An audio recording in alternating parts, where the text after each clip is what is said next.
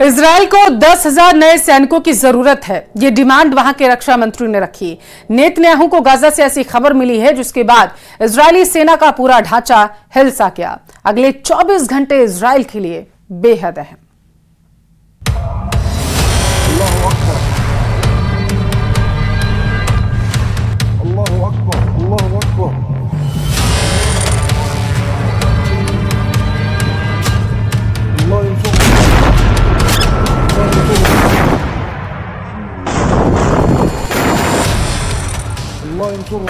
इस वीडियो ने इजरायल के पावर सेंटर में तहलका मचा दिया है।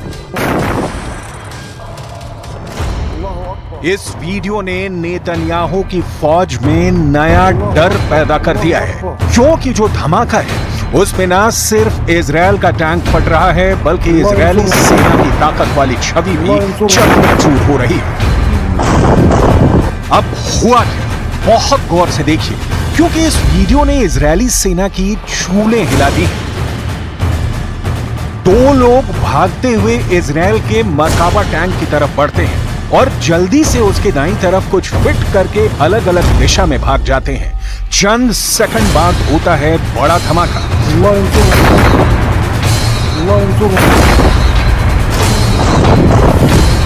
इस तरह इजरायल के शक्तिशाली टैंक मरकाबा पर हमास करता है बड़ा हमला।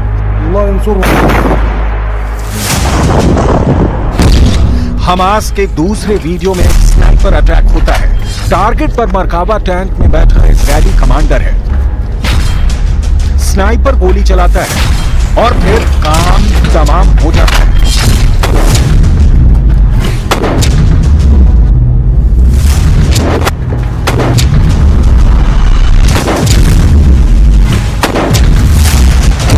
हमास का दावा है कि उसकी अल कस्साम ब्रिगेड ने रफा में एक ही दिन में 4 टैंक फोड़ डाले हैं, जबकि इजरायल ने माना है कि 30 जून और 1 जुलाई के दौरान उसके 44 सैनिक घायल हुए हैं।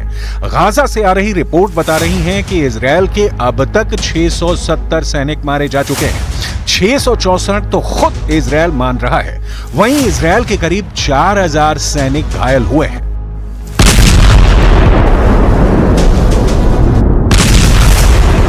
इन आंकड़ों के पीछे इजरायल के मरकाबा टैंक और नीमर बख्तरबंद गाड़ियां हैं जो हमास का आसान टारगेट बन रही हैं।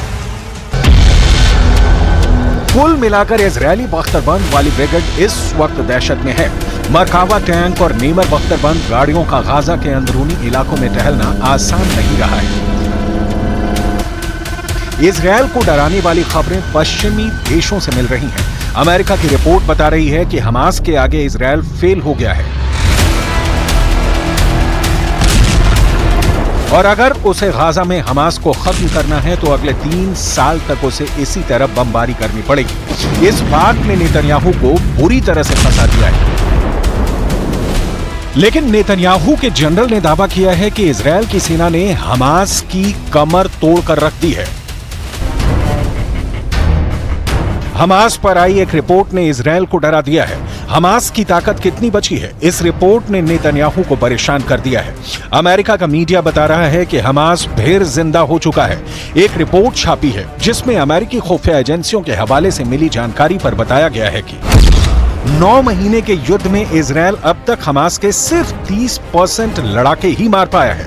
यानी रिपोर्ट में पहली बड़ी खबर यह है कि 70% हमास अब भी बाकी है। 70% मतलब 2/3 हमास अब भी इजरायल से टक्कर ले रहा है। रिपोर्ट में दूसरी बड़ी खबर यह है कि इजरायल ने गाजा में हमास की सिर्फ 35% सुरंगों को तबाह किया है। वक्त है एक ब्रेक का।